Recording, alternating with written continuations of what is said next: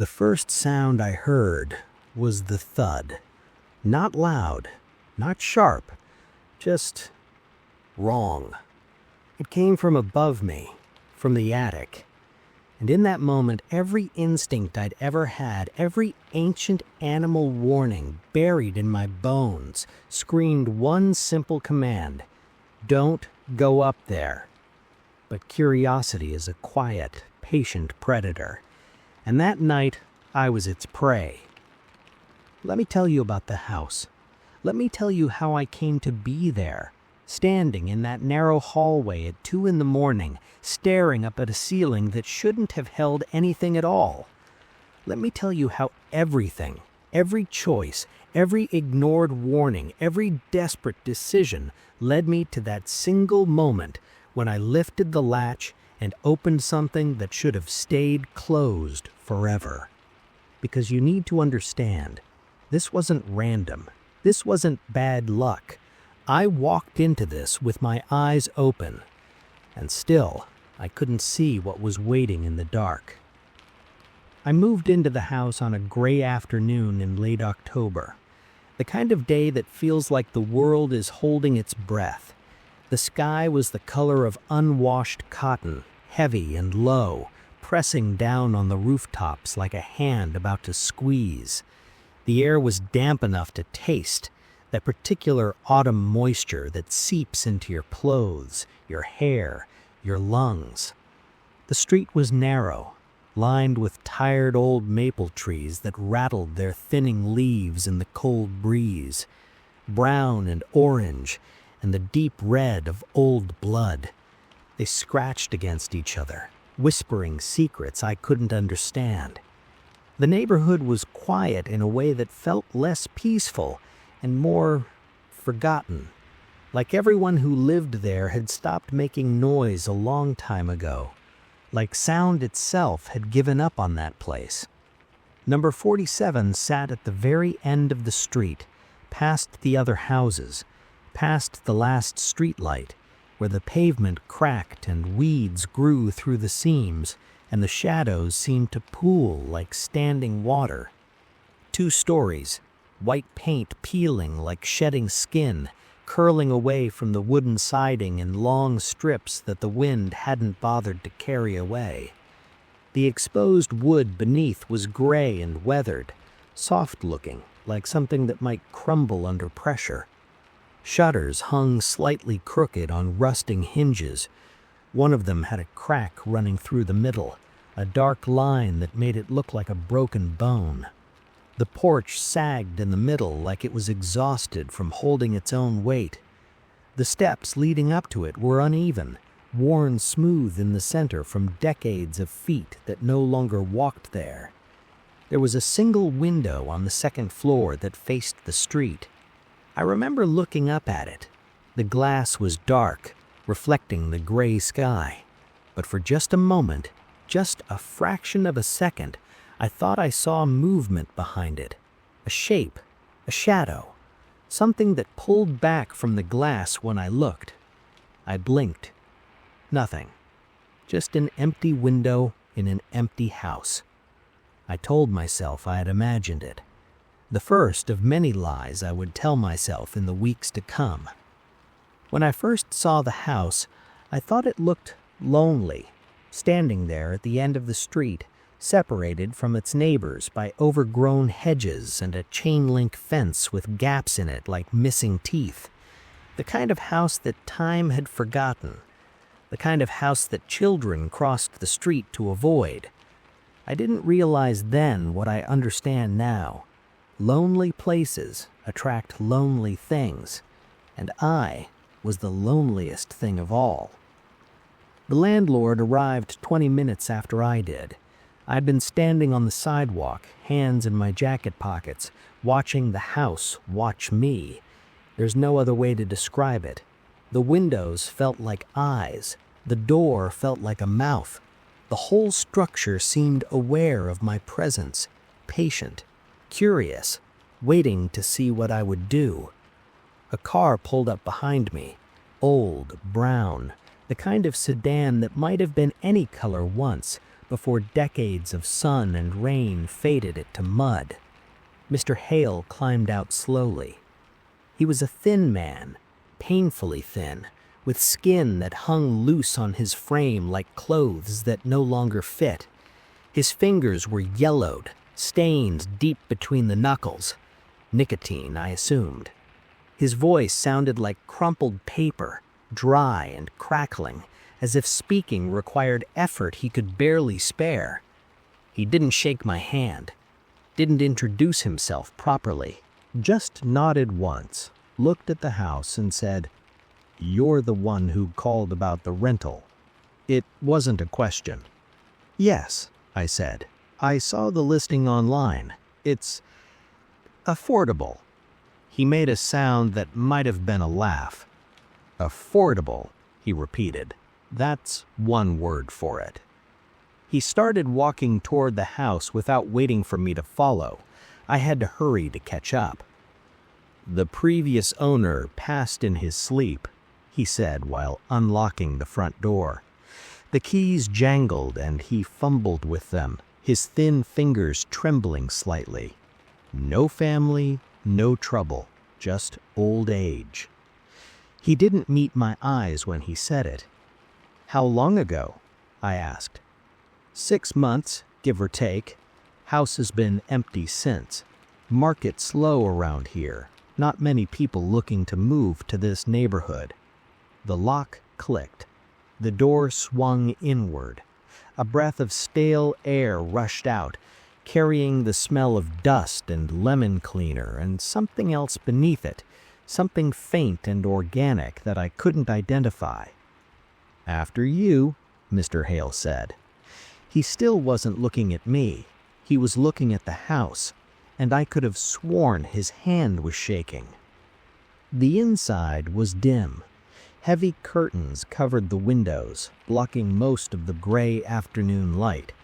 What little filtered through was the color of old newspaper, casting everything in a sepia tone that made the house feel like a photograph from another era. The furniture had been removed, leaving faint rectangular ghosts on the faded carpet where sofas and cabinets once stood.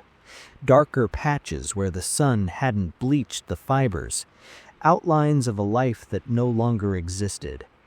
The walls were bare except for lighter squares where pictures had hung. Nail holes remained, dark dots in the plaster, like tiny wounds that hadn't healed. The air was thick, still, the kind of air that hasn't been disturbed in a long time. "Living room," Mr. Hale said, gesturing vaguely. "Kitchen's through there, half bath off the hall, bedrooms upstairs." He walked quickly, pointing at doors, naming rooms but never lingering, never stopping, like he wanted to get through this as fast as possible. I followed, taking in details. The kitchen was small but functional, old appliances but clean. A window over the sink looked out at a backyard choked with overgrown grass and a wooden fence leaning at dangerous angles. The bathroom smelled strongly of bleach. The stairs creaked with every step, the wood groaning beneath our weight like an old man being woken from sleep.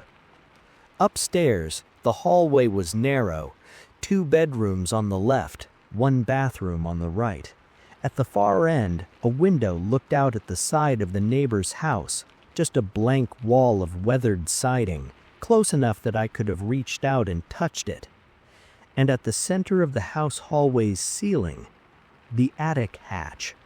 A thin cord hung down, ending in a brass ring that swung slightly in the stillness. I stopped walking, stared up at it. There was something about that hatch I didn't like. Something that made my stomach tighten, something that made the space between my shoulder blades itch like unseen eyes were watching. "What's up there?" I asked. Mr. Hale stopped ahead of me. He didn't turn around. "It's storage," he said. "Old junk from the previous owner. You're welcome to clear it out if you want." His voice changed, flatter, emptier. like he was reciting words he'd memorized. "Has anyone been up there since the owner died?" A pause. Too long. "No," he finally said. "No reason to." He started walking again, faster now, heading for the stairs. "Come on, let me show you the basement." I followed, but I looked back once at the attic hatch. The brass ring had stopped swinging. It hung perfectly still, pointing at me. The house was cheap, unreasonably cheap.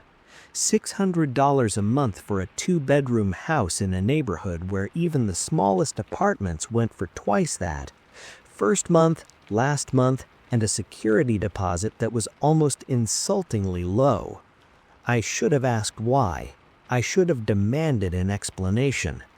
But the truth is, I was desperate, and desperation makes you blind. I'd lost my job 3 months earlier. A company restructuring, they called it. Optimization. The kind of corporate language that means you've been replaced by someone younger and cheaper, or by a piece of software that doesn't need health insurance. My savings had drained away faster than I expected. The city I'd lived in for 15 years had become unaffordable overnight. Friends I thought I could rely on had disappeared when I needed them most. I'd been sleeping in my car for 2 weeks before I found the listing for number 47. So when Mr. Hale handed me the lease, 3 pages, simple language, no fine print I couldn't understand, I didn't hesitate. I signed my name. I handed over the cash, and the house became mine. Standing on the porch after Mr. Hale drove away, watching his brown sedan disappear around the corner, I felt something I hadn't felt in months. Relief. I had a home. I had a place to sleep. I had walls and a roof and a door I could lock against the world. I should have been grateful. I should have been hopeful. But as I turned back to face the house, key in hand, I felt something else. The unmistakable sensation of being watched. I looked up at the second floor, at the window of the room that would become my bedroom, and for just a moment, brief enough that I could convince myself I'd imagined it, I saw a shape in the glass. A dark figure, standing very still, looking down at me. Then it was gone.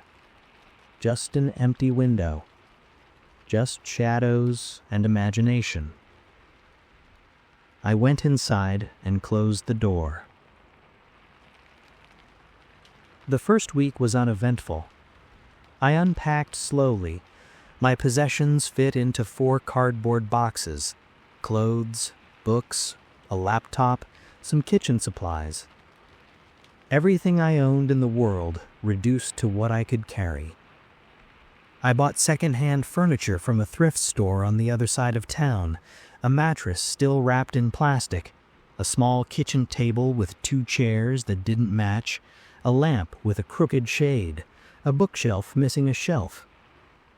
I filled the kitchen cabinets with canned food and instant noodles, hung curtains I found at a garage sale, heavy green fabric that blocked the light, but at least covered the empty windows. Day by day, I tried to make the place feel lived in. It resisted. There's no other way to describe it. Every improvement I made seemed to vanish into the house's oppressive atmosphere. The curtains looked wrong against the walls. The furniture sat at angles that felt uncomfortable. The light from my lamp didn't seem to travel as far as it should, swallowed by shadows in the corners of every room. At night, the house creaked. But old houses do that. Wood expands and contracts with temperature changes. Pipes sigh as water moves through them. Floors complain under the weight of settling foundations. All normal. All explicable. I told myself this every night as I lay on my mattress, staring at the ceiling, listening to the sounds of an old house breathing. Creaks, pops, groans, and sometimes something else. A soft scraping, a distant thud, a rhythm like footsteps in a room far away. But whenever I held my breath and listened harder, it would stop. Just silence. Just the house settling. Just my imagination.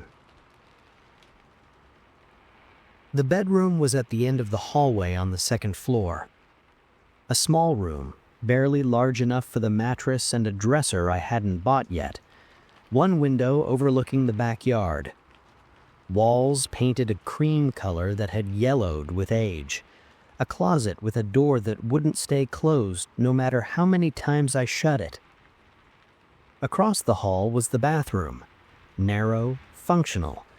A mirror over the sink that was old enough to have developed dark spots in the silver backing, making my reflection look speckled, incomplete.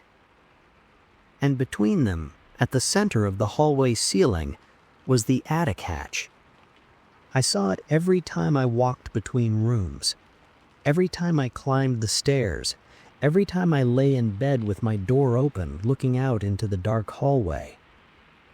The brass ring hung motionless. The paint around the edges continued to crack. And some nights, late, when the house was quiet, and sleep wouldn't come, I could have sworn I heard sounds from above it. Soft sounds. Secret sounds. The kind of sounds something makes when it's trying not to be heard. The second week, small things began to happen. Not big enough to frighten me. Not dramatic enough to make me question my sanity. Just enough to feel off. I'd set my keys on the kitchen counter before going to bed. In the morning, I'd find them on the living room floor halfway across the house. Not once, not twice, 3 times in 5 days. I'd close a door, the bathroom door, the closet door, the door to the bedroom I wasn't using, and turn around to find it open again. Not swinging wide, just cracked, just enough to see darkness through the gap. I'd leave a glass of water on my nightstand. In the morning, it would be empty, not spilled, not knocked over, just empty, as if someone had drunk it in the night. Once, I found a chair from the kitchen sitting in the middle of the hallway upstairs, facing the attic hatch, like someone had placed it there to sit and watch. I didn't own enough furniture to forget where I'd put things, and I lived alone. There was no explanation, just a growing sense that something was wrong. Then came the footsteps. It was a Tuesday afternoon. I was in the kitchen, making coffee, listening to the radio, an oldies station that played nothing but songs from decades before I was born, the kind of music that filled silence without demanding attention.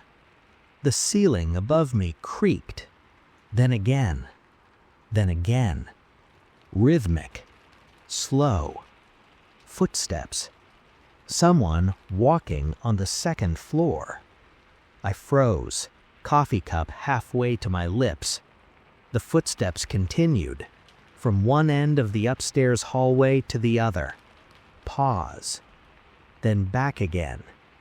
Pacing. I set the cup down slowly. The radio played on, some crooner singing about lost love, but I couldn't hear the words anymore. All I could hear was the soft, steady thud of feet on floorboards. I grabbed a knife from the drawer, climbed the stairs, each step silent, careful, weight on the edges where wood is less likely to creak. The sounds continued as I climbed, back and forth, back and forth. I reached the top. The hallway was empty. Just my open bedroom door, the bathroom, the unused room, and the attic hatch. The footsteps had stopped. I stood there for a long moment, knife in hand, heart pounding. Nothing. No one. Just empty rooms and the soft hum of the refrigerator below. I checked every room, under the bed, inside the closets, behind the shower curtain. Empty. All of it. I blamed my own nerves. Moving into a new place alone can make anyone jumpy, especially an old house, especially after everything I'd been through. That's what I told myself. But that night, I pushed my dresser in front of the bedroom door before I slept, and I didn't take my eyes off the attic hatch until exhaustion finally pulled me under. The nightmares started around that time. Or maybe they weren't nightmares. Maybe they were something else. I dreamed of the attic. In the dreams, I climbed the ladder in total darkness. No flashlight, no light at all. Just the feel of cold metal rungs under my bare feet and the smell of dust and rot growing stronger with each step. At the top, I pushed open the attic. Beyond it was not an attic. Beyond it was a void. Endless. Absolute. A darkness so complete that it felt like solid, like I could reach out and touch it. And somewhere in that darkness, something breathed. Deep. Slow. Patient. Waiting. In the dreams, I always leaned forward. I always reached toward the void, and something always reached back. Long fingers, cold as stone. They would wrap my wrist, gentle at first, then tightening, pulling me forward into the darkness, into the nothing, into a place where light had never existed and never would. I would try to scream, but in the void there was no sound. I'd wake gasping, soaked in sweat, staring at the ceiling. And every time I could have sworn the shadows in the corners of my room were deeper than they should have been. And every time I could have sworn I heard something moving in the walls. 2.5 weeks after I moved in, I woke to find writing on my bathroom mirror. Not written in condensation, written in dust. Thin gray letters traced by a fingertip I hadn't seen. 4 words. Come up and see. I stared at them for a long time. My hands were shaking. My breath came in short, shallow gasps. Then I wiped the mirror with my palm, smearing the letters into nothing, and went downstairs to make coffee. I didn't go up to the attic. Not yet. But I thought about it. God, I thought about it. Until the night of the thud. It happened just after 2 a.m. I know because the digital clock on the microwave read 2:17 when I looked at it later. The green numbers burned into my memory, a timestamp on the moment everything changed. I was lying on the couch in the living room, half asleep, wrapped in a blanket that smelled faintly of the thrift store where I'd bought it. The TV was on, some late-night movie I wasn't paying attention to. A horror film, ironically. Teenagers making bad decisions in a creepy old house. The volume was low, just a murmur of voices and music, enough sound to fill the silence without keeping me awake. The house around me was dark, except for the blue glow of the television. Shadows flickered across the walls in rhythm with the images on the screen. The curtains I'd hung were closed, but they moved slightly in a draft I couldn't feel. Outside, the night was quiet. No traffic, no voices, no dogs barking, just stillness. Then I heard it. A heavy impact directly above the hallway. Not a creak, not a pop, not the settling of old wood, a solid, deliberate thud, like something heavy falling from a height and landing hard, like something dropping from the ceiling of the attic and hitting the floor, like something waking up. I sat upright, heart suddenly awake, blanket falling to the floor. The TV droned on. Outside, wind brushed the branches of the maple tree against the window, a soft scraping sound like fingernails on glass. But inside the house, silence. Total. Complete. The kind of silence that presses against your eardrums. The kind of silence that feels intentional. I waited for another sound. Nothing. Then I noticed the dust. Tiny gray particles drifting lazily down from the edges of the attic hatch at the top of the stairs. They sparkled in the dim light from the television, caught in the faint glow like flecks of ash from a distant fire. A slow, steady fall, patient, persistent, calling. I stared at it for a long time. The dust continued to drift, particle by particle, like something was moving up there, like something was disturbing surfaces that hadn't been disturbed in months, maybe years. Every instinct told me to ignore it, to go back to the couch, to turn up the volume on the TV and pretend I hadn't heard anything. Every instinct told me to wait until morning, call the landlord, call the police, call anyone. But the dust kept falling. And somewhere deep in my mind, a voice whispered, "You need to know. You need to see. You need to understand what's up there." I wish I could tell you I walked away. I wish I could say I locked myself in my room, pulled the covers over my head, and slept until the sun came up. I wish I could say I was smart, I was cautious, I was sensible. But the truth is simpler. The truth is darker. Some doors are meant to be opened, and some of us are meant to open them. I got the flashlight. It was in the kitchen drawer, a heavy black mag light I'd bought at a hardware store my first week in the house, the kind of flashlight that could double as a weapon if needed. The weight of it in my hand was reassuring. The metal was cold against my palm. I walked to the stairs, started climbing.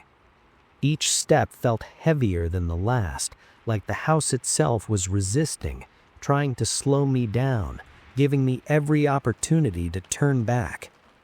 I didn't turn back. The hallway at the top was dark. The only light came from below, a faint blue rectangle at the bottom of the stairs from the TV still playing in the living room. I clicked on the flashlight. The beam cut through the darkness. Shadows fled. The attic hatch waited. The ladder to the attic was tucked inside the hatch.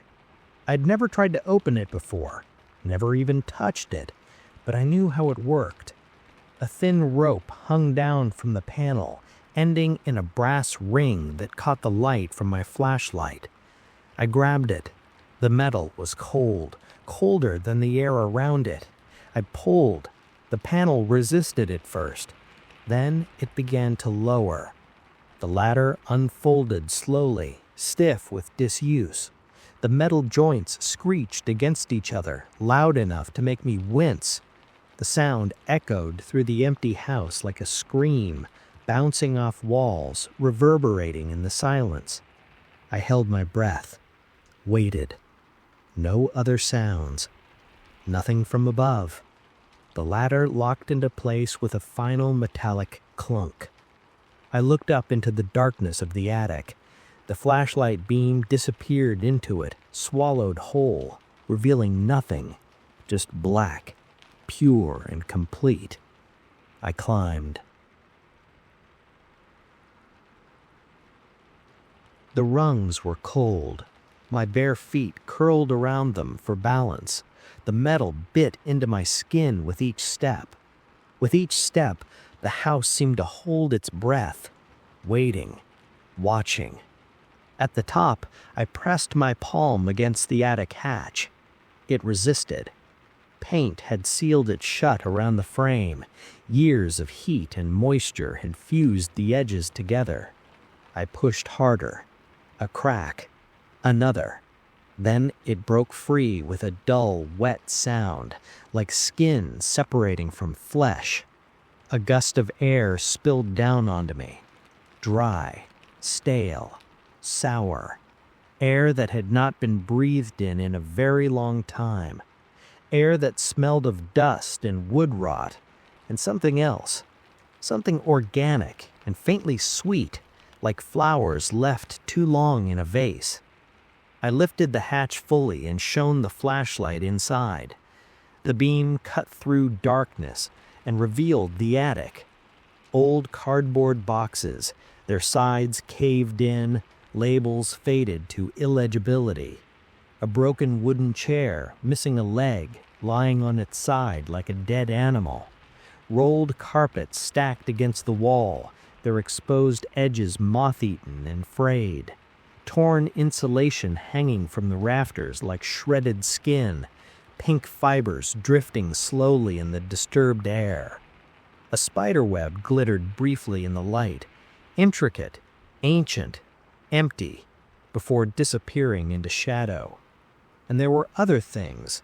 A trunk with broken hinges, a mirror covered in a sheet, its shape wrong somehow, too tall, too thin. A child's rocking horse, its paint flaking, its eyes made of black glass that caught the light and refused to let it go. Stacks of newspapers tied with twine. An old sewing machine, its needle raised, frozen mid-stitch.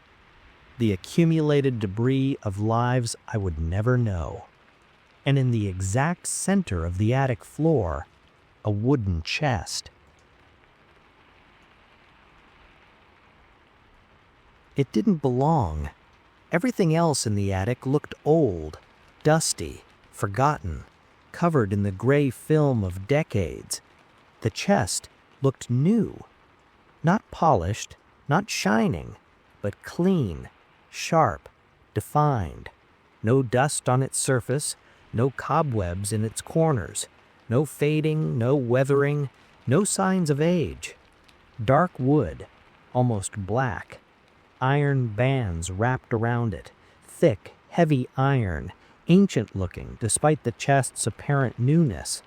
A heavy iron latch. It sat perfectly centered in the attic floor, as if someone had measured the space and placed it with precision, like an offering on an altar, like a gift waiting to be opened, like a trap waiting to be sprung. I climbed fully into the attic. The boards creaked beneath me, the sound muted by the insulation scattered across the floor. The air up there was colder than the rest of the house, dry enough to sting my nose, to crack my lips. I approached the chest slowly. Each step felt deliberate. Each step felt inevitable, like I was walking toward something that had already decided my fate, like I had no choice. Like this moment had been waiting for me since before I was born.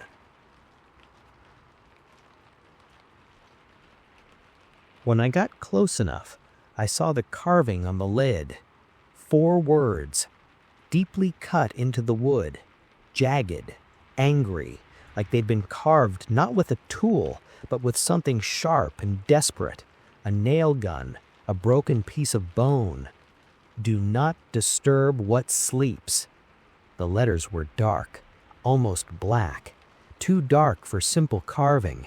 They looked burned into the wood, scorched, as if whatever had written them had been on fire. I stared at them for a long time. I remember thinking that no one carves warnings like that for no reason.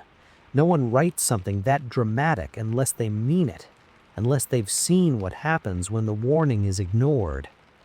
My hand moved anyway. I couldn't stop myself. That's the truth.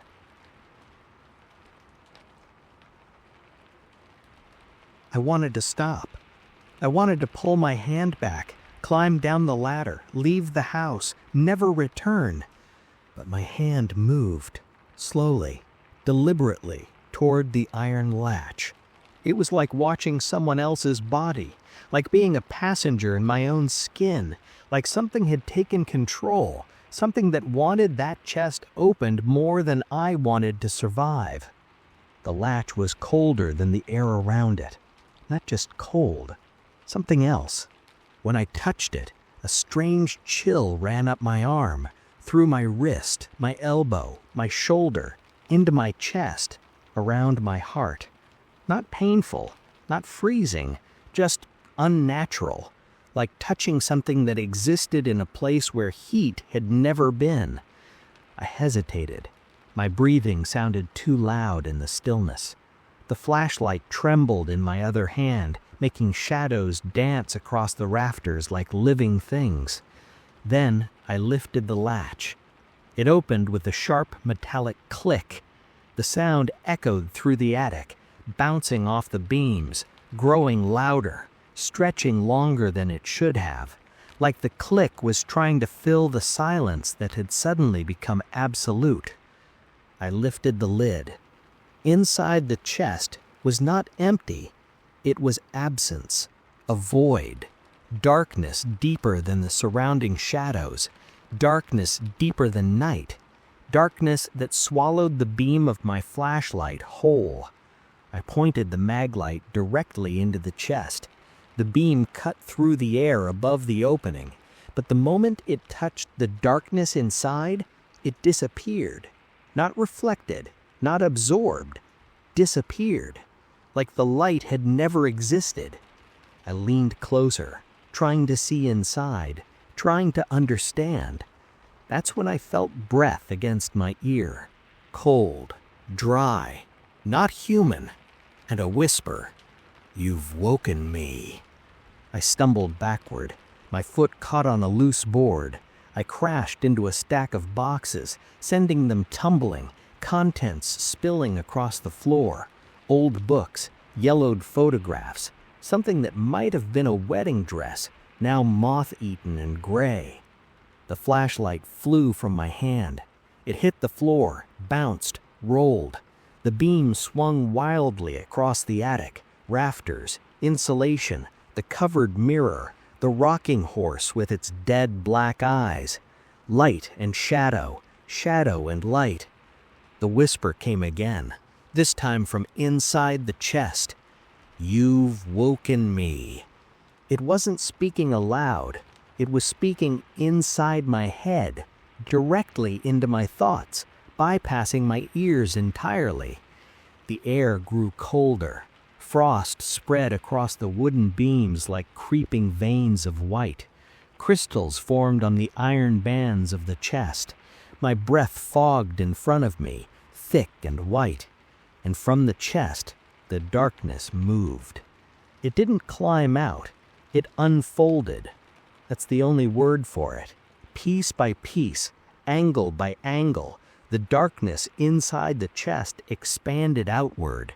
It rose, folded, stretched, like something made of shadows was remembering how to exist in 3 dimensions. A figure formed, tall, crooked, wrong. Its limbs bent at unnatural angles, elbows pointing backwards, knees bending sideways. Too many joints, too long. It moved like a marionette controlled by someone who had never seen a human body. Its fingers dragged across the floorboards with a slow scraping sound. Nails or claws, leaving thin white scratches in the wood. Its head tilted to one side, too far, like its neck had too many joints, like it was examining me from an angle that shouldn't have been possible. Where its eyes should have been, 2 dull gray lights flickered, like distant dying stars, like something that once was bright and now was fading into nothing. It looked at me, not with anger, not with hunger, with recognition, like it knew me, like it had been waiting for me, like I was exactly what it had expected. "Now I have your door," it said, not aloud, in my head. The attic hatch slammed shut beneath me. The sound was enormous in the enclosed space, a thunderclap of wood against wood that shook the floor. The ladder folded away with violent speed, metal screeching, hinges screaming, vanishing back into the ceiling like it had never existed. I was trapped. I screamed, kicked at the hatch, pounded with my fists. The wood was solid, immovable. It might as well have been stone. No response, no sound from below, just the slow scrape of the figure's fingers on wood as it moved closer. One drag at a time, unhurried, patient. I backed away until I hit the far wall. My shoulders pressed against the rough wood siding. Splinters dug into my shirt. My heart pounded so hard I thought it might burst through my chest. The figure stopped a few feet from me. It leaned forward, its head tilted the other way now. A new angle, a new examination. Its breath reached me, cold, dry. It smelled of dust and cold stone and old forgotten places, caves that had never seen sunlight, tombs that had been sealed for centuries, the spaces between stars. "You opened the lock," it whispered into my mind. "Now I am unburied." The lights where its eyes should be flickered brighter, just for a moment, long enough for me to see the shape of its face, long enough for me to see that it had no face at all, just smooth darkness where features should be, a blank void waiting to be filled. Then the light in the attic died, not flickered, not dimmed, just died. The flashlight on the floor went out at the same moment. Everything went black, total, complete, absolute. I couldn't see my hand in front of my face. I couldn't see anything. I could only feel the cold and the presence in front of me and the whisper that came from everywhere at once. "Sleep now. Dream of home. I will find you there." When I woke, I was lying on the hallway floor. Morning sunlight streamed through the window at the end of the corridor. Bright, golden, warm. Birds chirped outside, the sounds of cars passing on distant streets, the everyday noise of a world that hadn't changed. The TV was still on downstairs, static flickering across the screen, the movie long over. I sat up slowly. My head throbbed, a deep, pulsing pain behind my eyes. My clothes were dusty. My hands were scraped, skin torn on the palms, dried blood in the creases. My knees hurt. I looked up at the ceiling. The attic hatch was gone. Not just closed, gone. No outline in the paint, no frame in the ceiling, no cord with a brass ring, just a smooth surface, white, unbroken, as if there had never been an attic at all. I stumbled to my feet, ran my hands across the ceiling, solid, no seams, no hidden panels, nothing. I searched the entire house, every room, every closet, every wall and ceiling and floor. No attic access, no ladder, no chest, nothing. Had I dreamed it? Had I imagined everything? A hallucination brought on by stress and isolation and too many nights without proper sleep? It made sense. It had to make sense, because the alternative was unthinkable. The attic was gone. No physical evidence remained. No chest, no carving, no ladder, no void. I tried to resume normal life.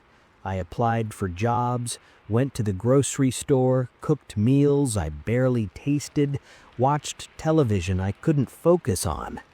But the house didn't let me forget. The first night I woke to footsteps above me, slow, heavy, crossing the ceiling, back and forth, back and forth. But there was no attic. There was no space above the hallway anymore. Just the smooth white ceiling, just the roof beyond it. Yet the footsteps paced, steady, patient, like something was walking on the other side of a wall that didn't exist. Then they stopped, directly above my bed. Silence. Then something pressed downward on the ceiling. The plaster bulged slightly. A faint indentation appeared, like a hand, like something was leaning against the ceiling from above, trying to push through. I held my breath until the footsteps moved away.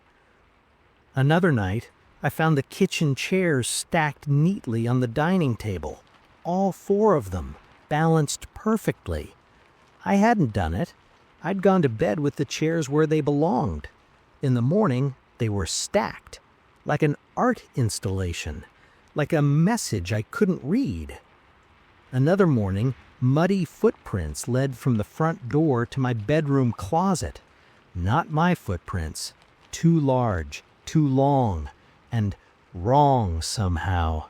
The toes pointed backward, like something had walked from the closet to the door and then turned around and walked back. No prints leading out. I locked the closet, pushed my dresser in front of it. In the morning, both were moved. The closet door was open, just a crack, just enough to see the darkness inside. The whispers started soon after. At first, they were distant, almost unintelligible. A murmur behind walls, a voice in running water. My name carried on the hum of the refrigerator, syllables hidden in the static of the TV between channels. Then they grew clearer. You opened the door. I heard it while washing dishes, a soft voice right behind my ear. I spun around. No one. You are the door. I heard it while lying in bed, coming from under the mattress. I didn't look. You brought me home. I heard it while looking in the mirror. My reflection's lips didn't move, but the voice came from the glass. I stopped sleeping, not by choice. I'd lie in bed for hours, eyes wide, listening, waiting for the footsteps, the whispers, the sound of movement in walls that shouldn't have space for anything to move. When I did sleep, the dreams came. The void, the reaching hands, the voice that said, I will find you there. I kept lights on in every room, every bulb, every lamp, until the electricity bill became unmanageable. Then I kept candles burning until I ran out of candles. Then I stopped looking in mirrors, covered them with sheets, turned them to face the wall, avoided my own reflection wherever it appeared, stopped watching the TV at night because sometimes in the dark moments between scenes, I could see a figure standing behind me in the screen, tall, crooked, waiting. But silence always returned, and in silence I felt watched, always watched, from every corner, from every shadow, from inside my own skull. I decided to leave. The thought came suddenly one morning. Just leave, walk out the door, get in the car, drive until the house is far behind, never come back. Simple, easy, obvious. I packed a bag, wallet, keys, phone, a change of clothes, everything I'd need to disappear. I walked to the front door, unlocked it, pulled it open. Beyond it was the hallway. Same hallway, same ceiling, same absent attic. I was looking at the inside of my own house. The door had opened into itself. I slammed it shut, took a breath, opened it again. The hallway. Panic surged. I ran to the back door in the kitchen, fumbled with the lock, threw it open. The hallway. Every exit led deeper inside the house. I tried the windows. They wouldn't open, wouldn't break. I threw a chair against one. The chair shattered. The glass didn't crack. Outside the windows, beyond the glass that couldn't be broken, I saw nothing. Not the backyard, not the street, not the gray October sky. Just darkness. Darkness pressing against the glass like the void inside the chest, like something waiting to get in, or something keeping me from getting out. The house had become a closed world, a loop, a trap, and I was inside it, with something else. The nights blurred into days. Time stopped making sense. I'd look at the clock, 2:17. I'd look away, look back, 2:17. Hours would pass.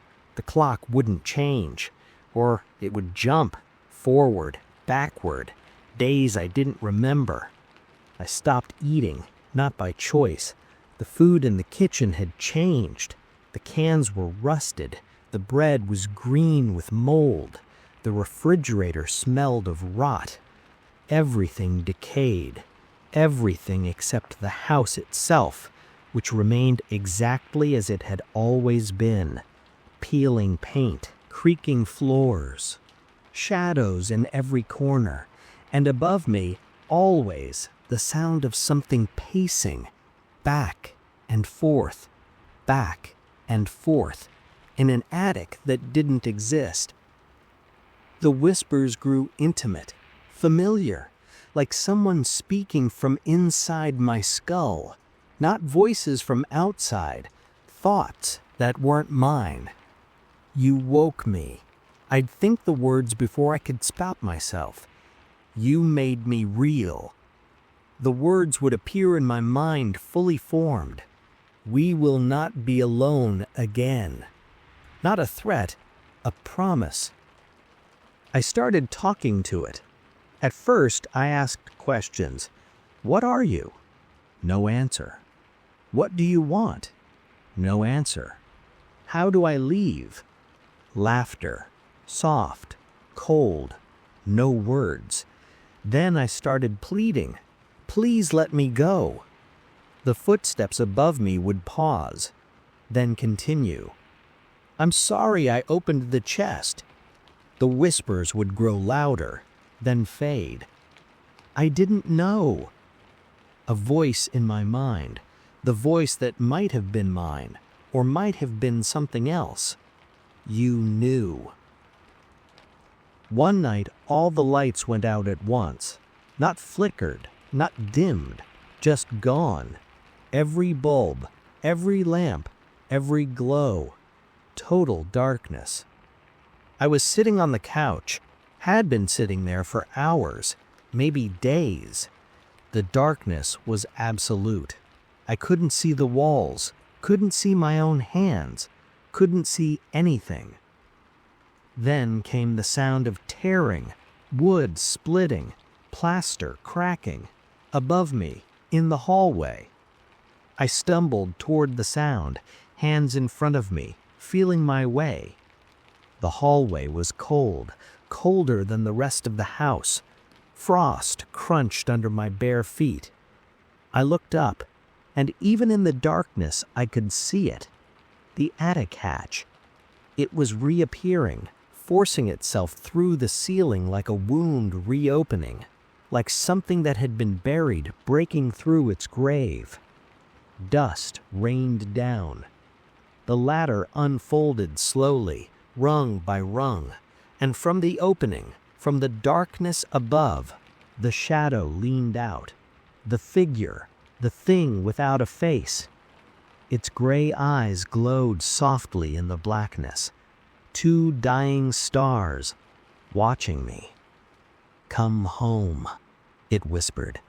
Not in my mind this time. Aloud, a voice like dry leaves, like crumbling earth, like the last breath of something ancient. Come home. I ran. I don't know why. There was nowhere to go, but I ran anyway. Through hallways that stretched longer than possible, doors that opened into the same room over and over again, rooms that twisted and turned, walls sliding, floors tilting, gravity becoming uncertain. Stairs that led down into more stairs, into more stairs, into blackness. Windows that showed only my own reflection, always smiling, always watching. The house was laughing at me. I could feel it, not hear it, feel it, vibrating through the walls, through the floor, through my bones. Eventually, I stopped, not because I chose to, because there was nowhere left to run. I was in the living room, same couch, same TV, same walls, but different, older. The ceiling sagged, the wallpaper hung in strips, decades of decay in a moment. I collapsed onto the couch, exhausted beyond exhaustion, empty. The house was silent now. The whispers had stopped. The footsteps had stopped. Even the creaking of the old wood had stopped. Just silence, warm, still, almost peaceful. Then the whisper came, softly, from everywhere, from nowhere, from inside me. "You opened the door," it said. "So I opened one for you." Everything went white. I woke on the sidewalk, morning sun, warm on my face, real. I opened my eyes, blue sky, cars passing on the street, people walking dogs, children riding bicycles, the normal world, the real world. I sat up slowly. My body ached, my head throbbed, but I was outside. I was free. Behind me, the house stood peacefully. Number 47, white paint, crooked shutters, sagging porch. Normal. Empty. The windows were dark. The door was closed. It looked like any other abandoned house in any other forgotten neighborhood. I stood up, walked to the door, and pounded on it with my fist. "Hello?" Nothing. "Is anyone there?" Silence. I tried the knob. Locked. I called the landlord, Mr. Hale, the number I dialed before. Disconnected. "The number you were trying to reach is no longer in service." I drove to the address on the lease. The building didn't exist, just an empty lot, weeds and broken glass. I searched public records, spent hours at the library, at the courthouse, online. No record of number 47, no record of the house, no record of any property at the end of that street. The address didn't appear on any map, didn't appear in any database. Neighbors claimed the lot had been empty for years, decades, since a fire, they said, since before they moved in. No one remembered a white house. No one remembered me moving in. No one remembered seeing me at all. It was as if the house had never existed, as if I had never been there, as if the whole thing had been a dream I was only now waking from. Except I moved away, changed cities, changed jobs, changed my name. I found a small apartment in a building with no attics, no second floors, just ground level, safe. I threw away everything I owned, started over, new clothes, new furniture, new life. I never spoke of the house, never searched for it online, never returned to that street.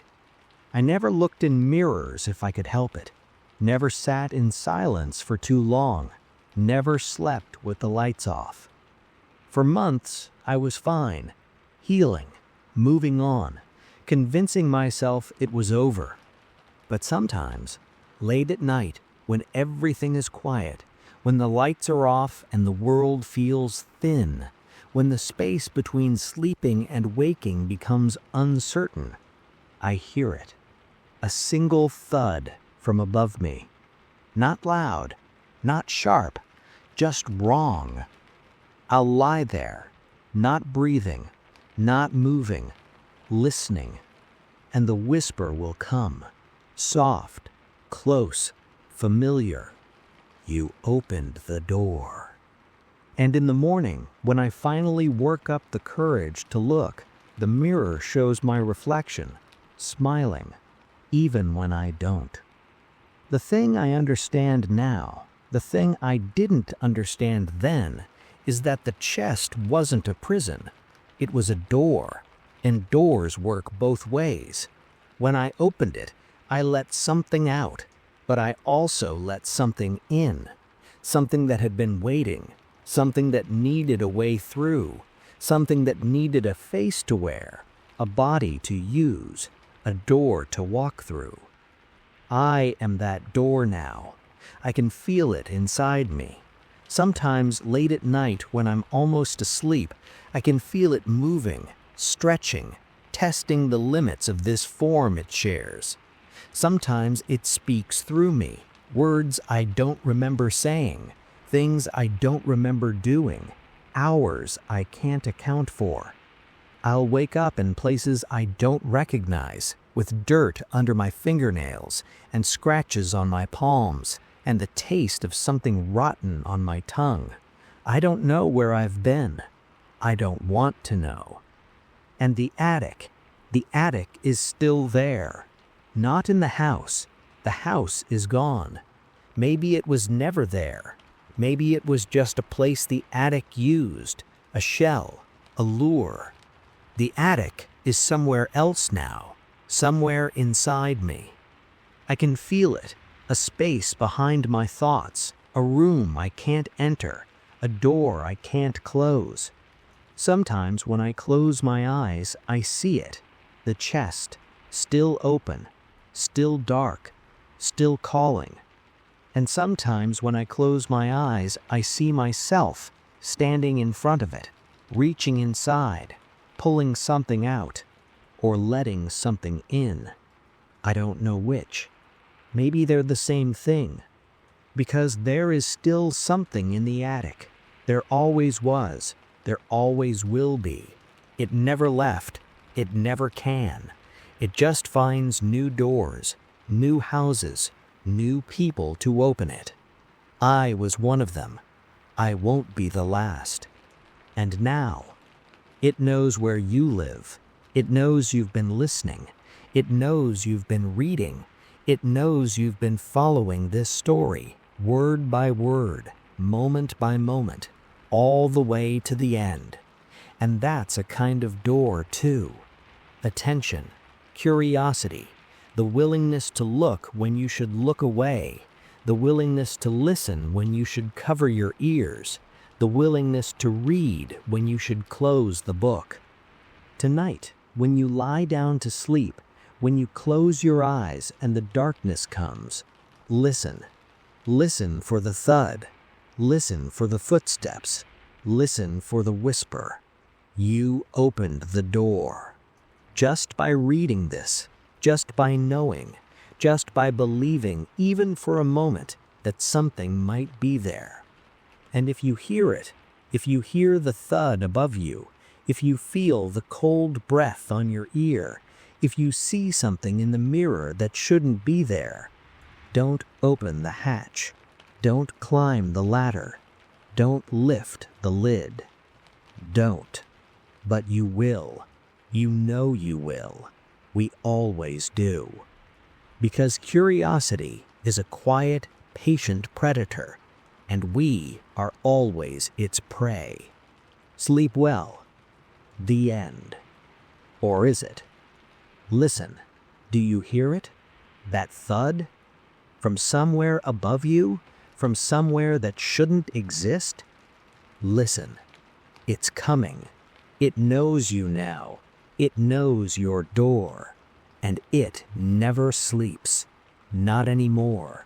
Not since you woke it. Good night. I'll see you in the attic.